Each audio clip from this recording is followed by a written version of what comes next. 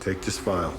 Take it over to the courthouse. An ambitious attorney. File the papers and get out. A desperate father. I found a house for Valerie and for the boys if she'll have me back. Show me the house. You're approved. I thought you were gonna say no.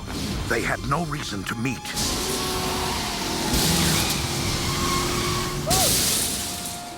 Until today. Right, please. Mark. Action.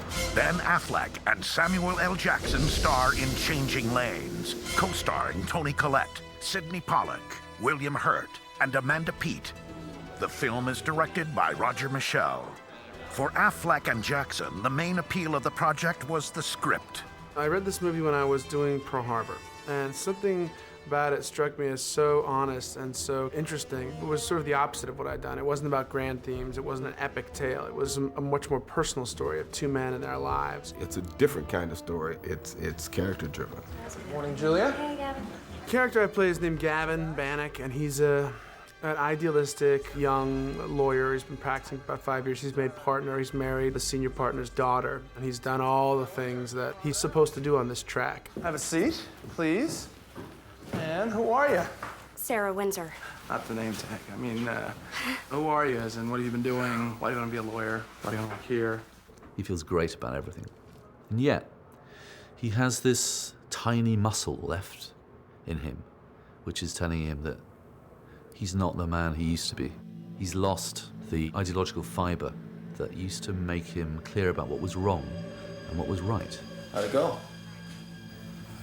Well, Kaufman did some tap dancing. But once I filed the papers, what was he gonna do?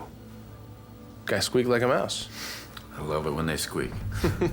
You start to look into what he's doing, you find out that he's done some things that he's not very proud of as a lawyer, that he's kind of in denial about. I always thought you were cutting a pretty big corner by convincing a dying old man to sign a power of appointment. It wasn't like that.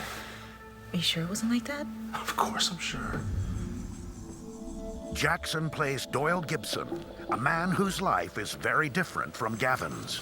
Is everything, it's my first house, and, Doyle, you're getting along. I'm not sure I filled everything out correctly. You're approved. We'll have it done for you tomorrow. He's the anonymous guy we pass by on the street we don't pay any attention to. He comes from a different bit of the world to Gavin. He's a little older. He's a recovering alcoholic. Keep coming back. It works if you work it, so work it, you're worth it. He works in a job which is not particularly gratifying or interesting. All right, now this particular policy is never gonna cost you more than $15 a month. He's desperately trying to scrabble together a mortgage so he can buy a house to keep his family together. He has 2 young children. I think I'll make this the boys' room. How old are they? Steven's 10, Danny's 7. Lucky kids. Lucky dad.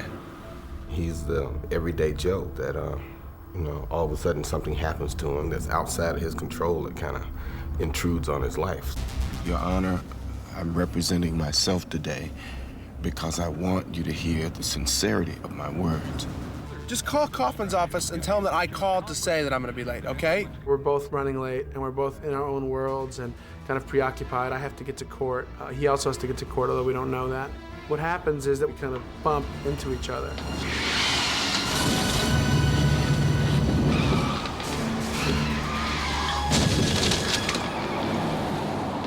Car accident, just a normal, everyday kind of fender bender. He and this guy get out of their car to exchange insurance information. You got an insurance card? Yeah, sure. I'm in a super hurry, and so is he, but he feels as though he's got to do everything properly. And I end up having left a crucial document that pertains to my case by the side of the road. Here to present some papers to the court. What do you got?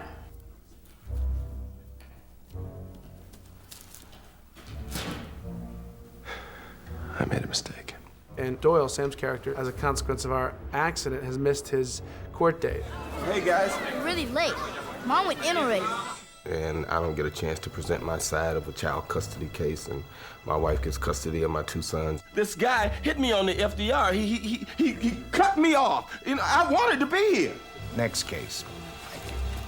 With his dreams of reuniting with his family seemingly over, Doyle finds himself pursued by Gavin.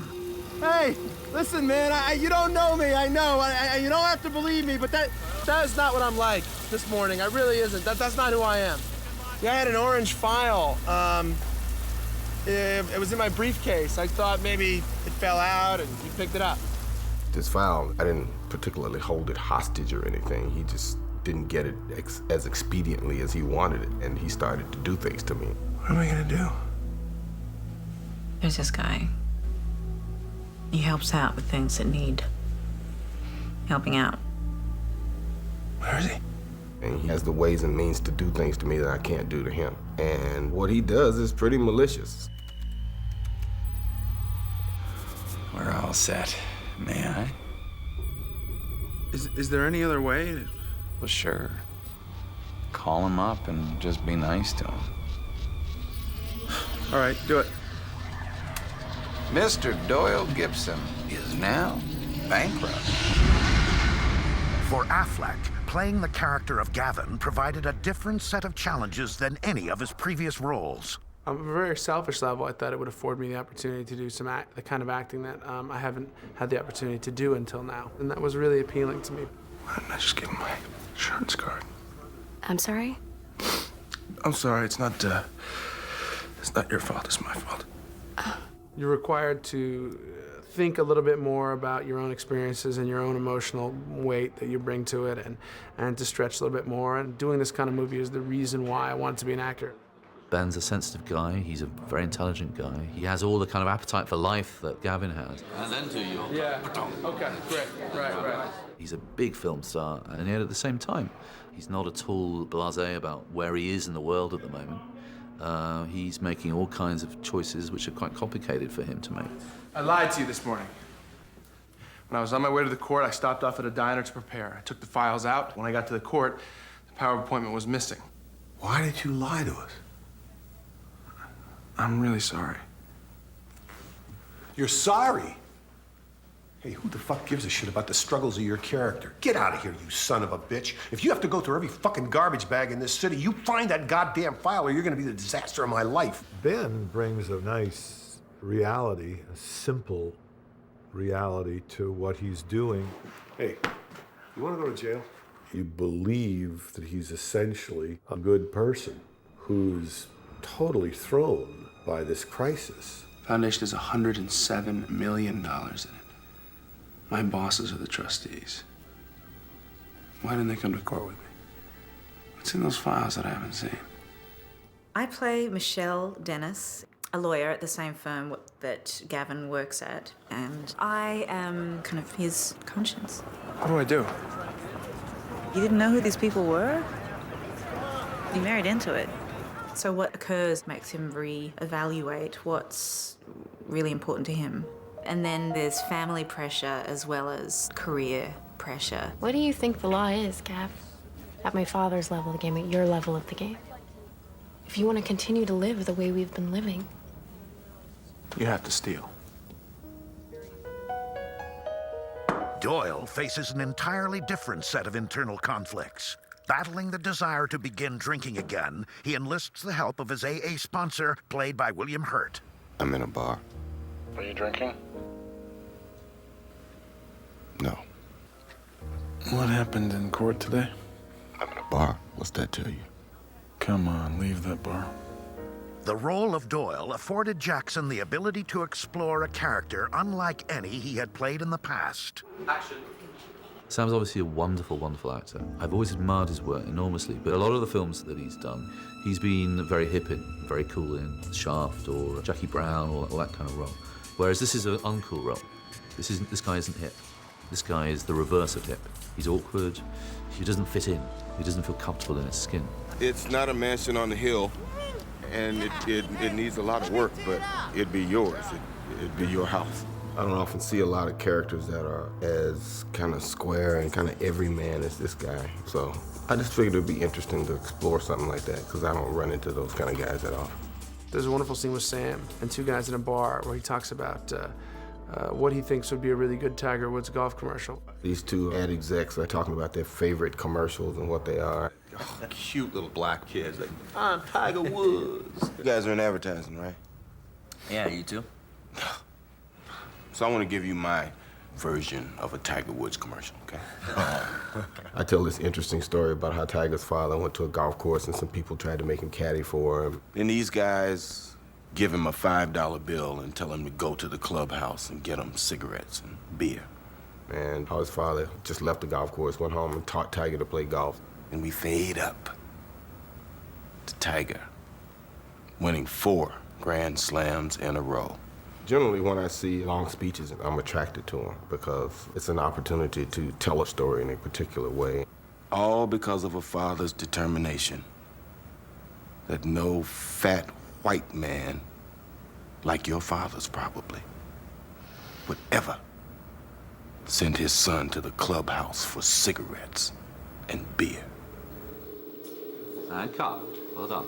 Director Roger Michelle brings to the project the unique benefits of an extensive background in the theater. One of the great things about Roger is that he went and cast just real actors all across the board, the people that he was interested in, down to even the people in the smallest parts. I know how bad a person feels after a car crash, right? Yeah, thanks, Terry. No. Don't mention it. I think that's the mark of a good director. It was the first time I saw who he cast, I then began to really trust him, and he's never let me down. He really understands how to tell a story. Action. Nothing has changed between today and yesterday. I'm still the same man. He's also one of the only directors that actually comes to you between shots with, like, handwritten notes. He sits at the monitor watching, and he would come in with a pad of paper and all the notes that he'd written whilst you'd been, doing take 8 or whatever it is. In the theater, at the end of rehearsal every day, directors give you notes. Roger does it between shots. It's very cool. Oh, really? Okay, great. My work would not be half of what it is without his help. So it's made it really, really wonderful to work on this. You can go back to the way things were. Just give me my file back. As the story continues to unfold, the stakes are raised for both men. Part of it's about trying to turn the other cheek, but not being able to. How hard it is not to hit back, and how people can get each other into this awful cycle of violence. I tried to do everything I could to settle it, but this guy just won't let it go. Why? Why wouldn't he let I it don't go? know why! I don't know why. Sometimes God likes to put 2 guys in a paper bag and just let them rip. There are always forces acting on you that cause you to react a certain way. And like the law of physics says, every action has a reaction. I wasn't bankrupt yesterday, and I'm not bankrupt today! The computer says you are. Well, now it does! The 2 men get wilder during the day, and they do things that they've never done before. Don't get too close.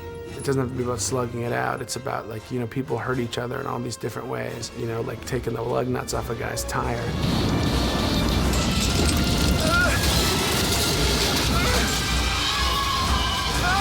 But for all the action, Changing Lanes is ultimately a story about 2 characters. It's not a chase movie, but it's a psychological chase movie, if you like. You could go to jail for this. You need that file. On the surface, it works just as a suspense tale, as a story about 2 guys who end up sort of fighting it out in the gladiatorial ring of the modern world. You know who I am? See what I can do to you? On another level, what it is a really interesting, smart movie. You have to look at it and see how things do change your life or change your attitude about your life. Everything decent is held together by a covenant.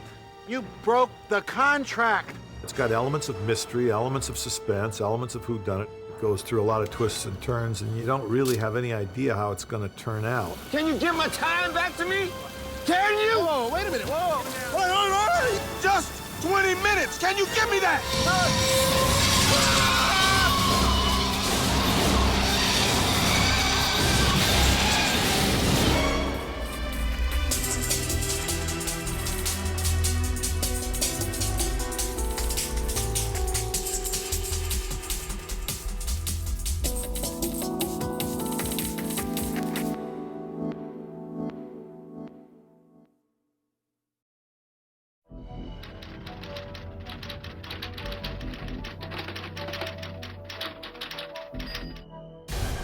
What appealed to me about the script from the beginning, and I think what we managed to keep all the way through, was that this was really a story about moral consequence. Gavin had a line where he says, "I just have to be bad for one more day."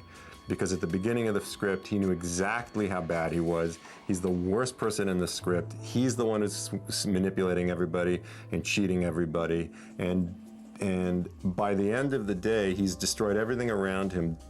It's about someone who discovers that he's participating in a system which is corrupt or which is compromised. You gotta learn to balance. How can you live like that? I can live with myself because at the end of the day, I think I do more good than harm. What other standard have I got to judge by? My favorite scene in the movie, and it's the luncheon meeting between Ben Affleck and the character, his wife, who's played by Amanda Peet in the film, the character of his wife. And that moment in the picture, he's been confronted with the most clear-cut moral choice he's ever been confronted with. I could have married an honest man. I could have lived with a professor of Middle English, for example. But I didn't. I married a Wall Street lawyer. It's two people sitting at a table. There's no car crashes. There's no special effects. It's just this mohawk of dialogue running down the page for 3 pages, and she slowly pushes him and then shows who she is. I'm your wife, and I want to stand beside you. What do you want me to do? Take the signature page from the living will and attach it to the newly formatted copy of the power of appointment. Bring it to the courthouse and then meet me for dinner tonight. It's a very complex picture because there are no good guys and bad guys. If Gavin had not had the accident, it would be a little bit like Humpty Dumpty without the fall. Or Humpty Dumpty would have slowly slid off the wall. And I think eventually he would have found out who he really was and would have probably slowly collapsed under the weight of it. I want you and Cynthia to have China Bird. Sidney Pollack's character, Delano, over time would have shown Gavin who he really was, but it would have taken a while. You got the feeling that he was initiated by someone who was initiated in his turn, by someone who initiated in his time, and he would have brought Gavin slowly into the club and shown him what was required. He might have kept his temper, but it's also possible that in court he still would have exploded because he's so angry. Everything that he wanted out of court that day, if he'd shown up on time, if he'd made his case, if he'd talked about what boys needing their fathers, if the judge had liked him, if his wife's lawyer had been convinced by him and the kids had moved into the house, 3 or 4 days later, or 5 days later, or a month later, something would have set him off and he would have exploded as badly as he exploded in the day, and the marriage would have fallen apart again. Recently, and in New York City where I live, horrific, terrible things have been done, and terrible things are done all over the world right now. And a lot of it comes, I have to believe, from people just abandoning their connection with the human being next to them. I hope the people come away from this film thinking about being better when they have an automobile accident, when they have a fender bender. Listen, I'll tell you what, I'm gonna write you a blank check, and you just gotta get your car fixed by lunch. If Gavin didn't have the license on him, maybe Doyle should have just taken the check. Assuming that Doyle needed to do things right, Gavin should have taken a breath and looked harder for the license. Each of them, in their impatience, created the problem of the day, so that the real sin of the day is impatience. And maybe that's the real theme of the film. The director begins, where the director leaves off, the actor begins, and where the actor leaves off, the audience begins. And so when you finally see the film with the audience, it's theirs now. It's theirs to reinvent. It's theirs to make up. The audience tells the story along with the film, and something happens, and actually it changes. And that's why, as the writer, it's not mine anymore. It's theirs.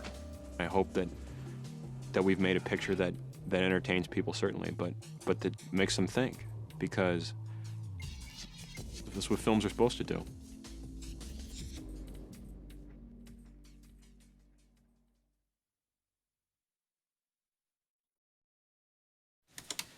Cornell Delano and Strauss. Good Morning, afternoon. Julia. Hey, Gavin. Morning, guys. Oh, it was incredible. You should have seen these kids. They were amazing. Good morning. How are you? By lessee. Then lessor and lessee shall I don't deserve this. I did absolutely nothing wrong, and now she just decides that she's gonna hate Just me. a second, Tom. No, nothing. I mean, do your thing. I just want to tell you the news. I did absolutely nothing wrong. Then lessor and lessee shall You are here for the job interview. Yes, sir. How you doing? Good. You ready? Hey, it already started. Have a seat. Thanks. So when do you want to go over the Dunn files? No, it's fine. What's your name? Gordon Pinella. Gordon, this is Mr. Bannock. Gordon. How you doing? Good. Where'd you go to school? Chicago. Chicago? Yeah. It's a good school. Favorite subject? Copyright law. Copyright law. For a jock. Tax Must be a exemption jock. documents. Thank you. Right? Hockey. All the hockey players I went to school with all wanted to jump into telecommunications law and international law. I never knew a hockey player who got into copyright. What's special about copyright law these days? Oh, digital distribution, internet piracy, tape copying, digital duplication. It's the future. Gordon, you're gonna make a lot of money. For yourself and for the firm you work for. I hope so. Power of appointment. The law's a lot of fun. I had a client, just died. Oh. You gave the eulogy. Well, I just said a few words. I like to think of him as more a friend than a client, but he was this amazing man. Kind of like a holy rich guy. You know? Imagine the Dalai Lama as an investment banker. Hi, excuse me. Hey. Can I steal you for a minute? Yeah, sure. I'll be right back. Okay.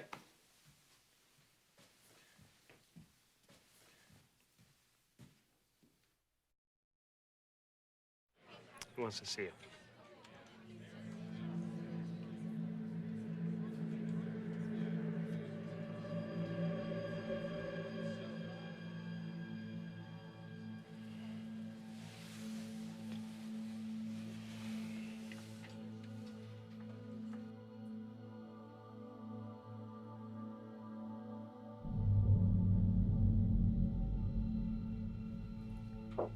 Come in. There you are. Shut the door. Shut the door. Doyle. What? Have a seat. No, I'd rather stand. Well, that makes it harder for me. I don't have to look up at you. I'd rather look you in the eye. You could stand. I don't want to stand. I want you to sit. Okay.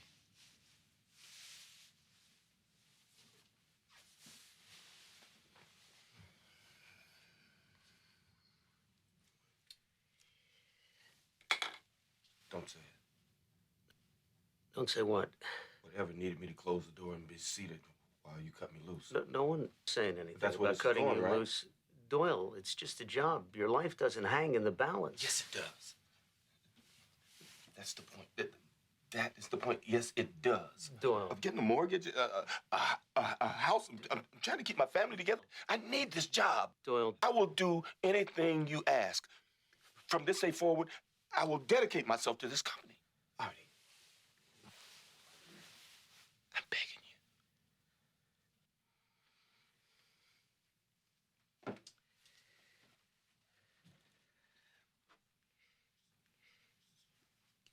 When you fell off the wagon and you started drinking again, look, who drove you to the meetings? Who covered for you when you couldn't make your quotas? Get off the floor. Do you have any self-respect at all? Not when it comes to my sons.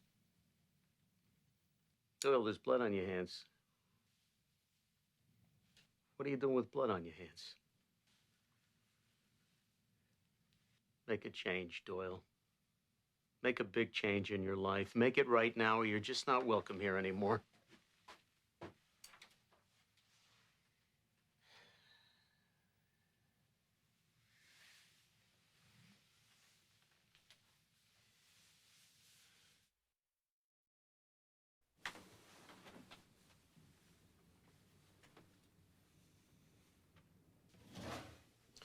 name of the Father, the Son, and the Holy Spirit. Amen. No, I don't. It's all right. I don't want a confession. I just. All the seats are full out there, so I came in here. I was just listening to the song. Oh, there's some seats up front. I'll show you. No, I don't want that. Thank you.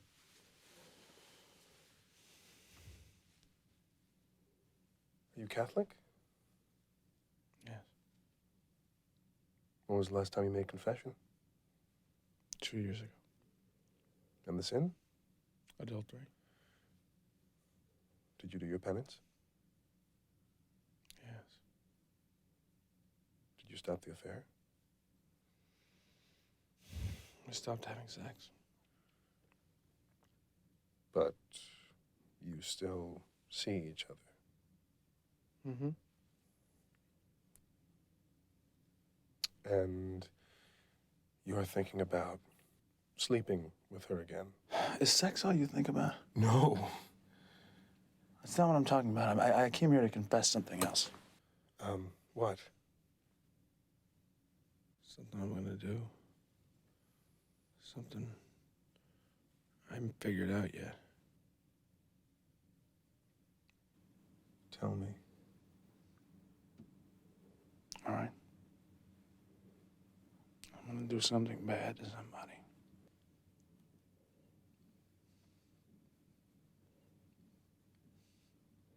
It's gonna be bad and beautiful. That's what the day has been waiting for.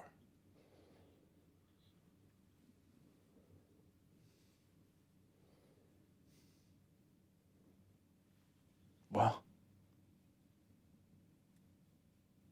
You must be angry about something. oh, Jesus Christ. Yeah, that's good. It's a good beginning. Ask me about my anger. And you'll ask me if I've prayed. I'll tell you that I tried, but I couldn't. And then you'll say the only prayer God really hears is one you can't find the words for. And then you'll tell me that only the broken heart is whole. And then you'll tell me how the meek will inherit the earth. You know, I was an altar boy. I get it. I came here for some meaning. I want you to give the world meaning to me. Why does the world need meaning? Why did... What? Because the world is a sewer. Because the world's a shithole and a garbage dump. Because my father-in-law got me to screw a good man, a decent man, out of his money. And my wife cheers me on. Because I got into a little fender bender with this guy on the FDR, and I had a little fight with him. And I tried to do everything I could to settle it, but this guy just won't let it go. Why? Why wouldn't he let it go? I don't know why! I don't know why. Okay. You came here because you want God to be part of this. So, let God in. You think I don't believe in God? I do. God's watching us right now, isn't he? Yes. God's watching us. He's peering down at us, you know? Mm-hmm. Sometimes God likes to watch a love story. Sometimes God likes to watch a football game, you know? He channel hops. Sometimes God likes a war. Sometimes God likes to put two guys in a paper bag and just let them rip. God loves you. God is a joke. God is a pathetic joke for losers, and you know it.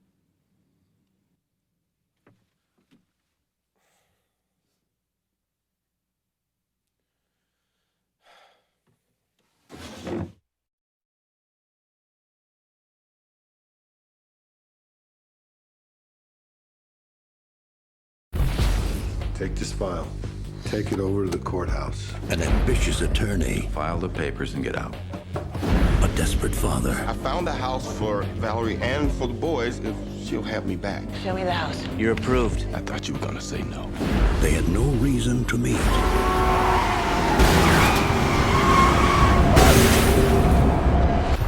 until today. You all right? Yeah. Are you? Yeah. You got an insurance card? It's only gonna take 5 minutes. Sorry, I gotta go. Well, can I get a lift? I gotta go, man. I'm late. Come on, man, don't leave me out here like this, Sorry, man. better luck next time. Hey, you're leaving the scene of an accident. Here to present some papers to the court. What do you got? I made a mistake. Bring me back that file by the end of the day. Hey, guys. Daddy, you're really late. Mom went in already. This guy hit me on the FDR. He cut me off. You know, if this was my marriage and it was this important to me, I would have been here on time. Next case. It's from the file. He's got the file. How'd it go? I'm really sorry. You're sorry. Want to go to jail? What? You didn't know who these people were? What do I do? You need that file. I will give you $10,000. You think I want money? What I want is my time back. It's gonna be bad. There's this guy. He helps out with things that need helping out. You get your file back. Mr. Doyle Gibson is now bankrupt. This is a mistake. I need this loan. I need it for my life. It says you're bankrupt. Academy Award nominee Samuel L. Jackson. You have the power to turn this on, you have the power to turn it off. It'll take me half an hour to get to my bank. Now, if my credit's not on by the time I get there, I destroy the file. Academy Award winner Ben Affleck. I need to turn back on right away. That's a little harder. Please, man, don't tell me that. Everything decent is held together by a covenant. And you and what's his name? You broke the contract.